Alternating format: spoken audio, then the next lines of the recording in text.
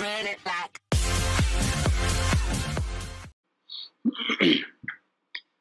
welcome back. So today we're going to be taking a look at a few different types of enemy movement that we can create. So if you think about shoot-'em-up games like Galaga or even Space Invaders, the way the enemy moves brings a lot of visual interest to the game and can make it interesting to play. So what we want to do here is I'm going to describe two different types of movement, one that's really simple and one that requires a bit of math. And then I'll make another video specifically for making enemies do loops in the screen, because that is a little difficult, but we'll be able to handle it. Okay, so what I want to do right now is describe, like I said, two ways that enemies can move. The first one is really, really simple. If we have our enemy right here, we can have them just move straight down. That is really easy to do. The other type of enemy movement that we can do is something that's called sinusoidal, which is a really big word that just means wavy. So sinusoidal movement goes back and forth, back and forth, back and forth. And you can achieve this using Unity's animator, but it ends up looking a little jerky, and it's not exactly what it should be. To get the really nice, smooth in and out of the curves, you need to actually use the sine function. So as kind of a reminder, or maybe a primer, if you've never taken trigonometry before, the sine function, so I'm just going to call it f of x, because technically we're going to be doing it as f of y, but it's not a big deal. So f of x is going to be equal to, we have some number here, times the sine of x plus some number, and technically I can change a number in front of here too, so I'll put it there, and then plus something. Now these modifiers each do something different to a sine wave. So this first one is called the amplitude, and the amplitude is how high up and how high down it goes. So for example, if you had a low number here, like say 0.9 or 0.5, you'd have a little wave. If you had a high number here, you'd have a big wave. Okay, so there's the amplitude. The number that goes in front of the x, in a weird way, creates what's called the period of the function, which is how many waves you get as it goes down. You can have it be relatively high, and then you'll have a lot of waves, or you can have it be relatively low, and you can have a few waves. We're going to leave it default to 1, but we will add it as a variable that you guys can change with. This is called period. This is a horizontal shift. We don't really want to do anything with this because we don't want to shift the graph, so we're not going to add that in as a variable. And then this last thing is a vertical shift. So a vertical shift just moves it, since we're going down, we're going to be moving it to the right or to the left. And we can add a little, I'm actually going to call this horizontal, even though that's not right as far as the math goes. We can add a little bit of variety to that, so the ships don't always look like they're coming from the same place. So we have amplitude, which is how high or how low it goes, how far to one direction or the other. Period is how many waves you get. And then this is it is a horizontal shift, but in our case it's a vertical shift, which we don't care about, because if we shift it, you're not really changing anything. And this is going to be a horizontal shift, which is essentially where up on the top of the graph our enemy starts at. So like, for example, if we set that to 0, it'll start right in the middle. If we set it to -1, if we set it to +1. Okay, so let's take a look at what this looks like in code. All right, so here's what our little shooter game looked like when we left off. So we've got our particle effects, we've got little effects when we were damaging the enemy, we have our tri-shot working. We have a few problems with the tri-shot here. We need to implement an object pooling here pretty quickly. Otherwise we're going to really bog down the system, but we'll get to that soon. Now, what I want to do for a second is I want to turn the player off, because I want to focus on the enemy here. So I'm just going to kind of place the enemy in an interesting position, stay right up there. And now I'm going to go to my scripts folder, and I'm going to create a new script. I'm going to call, it's a C# script, I'm going to call this enemy movement. And I want to be as generic as I can be with this, because I'd like to be able to use the same movement script for a bunch of different enemies that might have different movements. So I'm going to use what's called a state machine. So for my state machine, I'm going to do, let's say, public enum, and I'm going to call this states. And let's see, the different types of movement we're going to look at is, let's say, straight, and then we'll do wavy, and then we'll do a loop. So those are going to be our enums, which is essentially just a way of creating a state. You can create a state machine a few different ways in C#. This is just what I think is probably the most robust, but I could be wrong. Now I want to create a reference to those states. So I want to say public state current state. So by doing this enum here, I'm essentially creating a container that contains all of the states, and then I want to create a container inside of that that has whichever state we're currently using.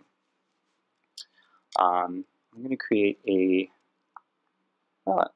yeah, might as well. I'm going to do a public float. I'm going to call this speed. So I'm going to do the nice, neat, straight method first. So in my start method here, actually, I don't need to do anything in my start method for that. Well, yeah, let's do it this way. Sorry, I'm changing my mind about how I want to move stuff around. So I want to make a reference to the ship's ability to move. So I'm going to make a reference to its rigid body. I'm going to do a private rigid body 2D, and I'm going to call it my rigid body. Now, since I made this private, I have to assign it in script. So I'm going to assign the rigid body in the start method. So I'm going to say my rigid body is equal to, and I can use get component because this is going to be on the same enemy, that has the rigid body. So the component I'm getting is a rigid body 2D, and there we go. So that completes that reference. Now in the update method, I'm going to make a switch statement, which is going to be checking for which method of movement we're using. So check for method of movement, and we'll do switch, and what I want to switch on is my current state. And switch statements have a bunch of cases in them. So we'll do case, and then let's do state, or let's do case current state equals states dot straight, and then a colon, and then we have to break inside of the switch statement. I might only need to do states dot straight. Let's find out. Yeah, hey, look at that. Cool. Whenever you're using a switch statement, you always have to have a break, otherwise it bleeds into the next switch statement. So I'm just going to quickly flesh out my switch statements here. So my first one is case states dot straight. We'll do case states dot wavy, and add a break in here. And then we'll do case states dot loop, add a break here, and then we're going to add a default. And the default will just break. Break means to exit the loop, or exit the bit of code that we're in. We'll exit the switch statement. Okay, so if we're in states.straight, I'm going to say my rigid body dot velocity is equal to a new vector2. And the vector2 I want to do, since I want it to go down, is I'm going to say, let's keep its x velocity the same, my rigid body dot velocity dot x, and then we'll do negative speed because it's going down. All right, cool. So I'll save this. I will pop into Unity.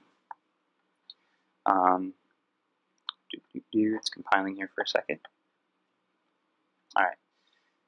So I'm going to go onto my large circular enemy here, and I'm going to add my enemy movement script to it, and I'll set my current state to straight. I'll also set my speed to, say, 2.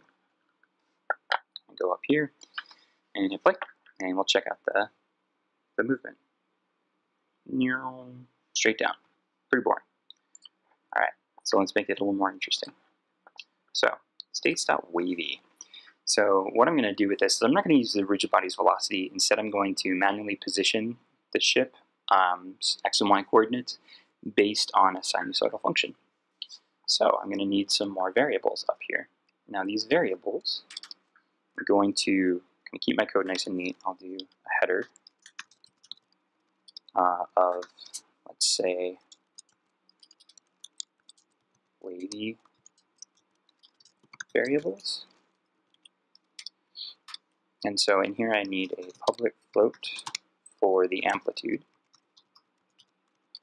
I need a public float for the period.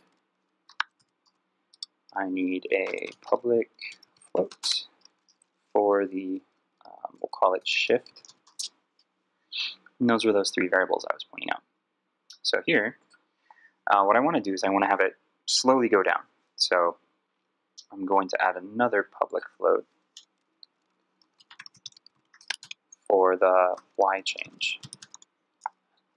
So, oh, and I think I need two more variables. Yeah. We'll do a public, and this one should be private because we don't need to check this. Private float, new x, and private float, new y. Okay, cool. So now, if I jump down here into my wavy function, what I'm going to do is I'm going to take the new y, and I'm going to set that equal to transform.position.y, and I'm going to do minus, I call it y shift or y change? Y change. Okay, cool. So that's going to essentially move the ship down a very small amount. I'm going to say new x is equal to amplitude times map f.sine of period times new y plus shift. Okay, and then next thing I need to do is set the transform position to those new x and new y. So transform, actually I need to do a temporary variable here. So we'll do vector2 temp position is equal to new x, new y. Okay. Oop, gosh. I know that there's probably a way that I can make Visual Studio not do that, but it's really, oh, and I have to have this be a new vector2. Okay, cool. So then I want to just set our transform position to that new temporary position. So transform.position equals temp position. Okay, cool. I'm going to save that. Let's take a look here really quickly. All right, cool. So I'll pop back into Unity. My large circular enemy, I should see a bunch of new variables. There we go. Wavy variables, even nice and headed. I'm going to change this to wavy. I'm going to make my amplitude 1. I'm going to make my period, let's say 0.5. There's a lot of math that goes behind that because you have to divide it by 2 pi, and that tells you how many you have. It's a whole thing. Okay, I'm going to make my shift be 0 because I want it to go down the bottom of the screen, and I'll make my y change something really small, like say 0.1. And now let's hit play and see if I did my math right. Okay, so it's waving really, really slowly. So that's going to be the period that I need to change. If I want more waves, I need a larger period. Let's make it 2 and see what happens. So, that's a bit better. And what I'm talking about when I say it's better to do it this way, hard math way versus using Unity's animation system, is it, I don't know if you guys can see this or not. Let's go back in. Let's make our y change even smaller, like say 0.05. By making this move using a sine function, it goes quickly in the center, and then it slows down as if it has inertia, slows down as if it has inertia, slows down as if it has inertia. So if I want it to move faster, I can just change this y change to say 0.2 and give that a try. So when I play this now, it goes straight down like that. This shift is what tells it, like right now the shift is 0, so it's originating at 0 and then moving down. If I were to change this shift to say +1, and then let's put our amplitude to say 0.7, and let's move our period way up. Let's do 10. That's going to look crazy. So we're going to hit play now. And the period's way too high. Let's put our period at exactly 2 pi. Let's do, well, not exactly, 6.28. And any of you who didn't pay attention in trig, this is where it gets used. So if you ever question your teacher, where am I going to use this in real life? The answer is here, now. Okay, cool. So we've got our amplitude, we've got our period. We're not doing the other shift, but we have our second shift here. And then our y change is essentially how much it moves down every time. Okay, cool. So there's 2 basic forms of enemy movement. Thank you very much for watching. If you have any questions or comments, please feel free to leave them below. You can follow me on Twitter if you want to find out when new videos are posted. Otherwise, have a wonderful day.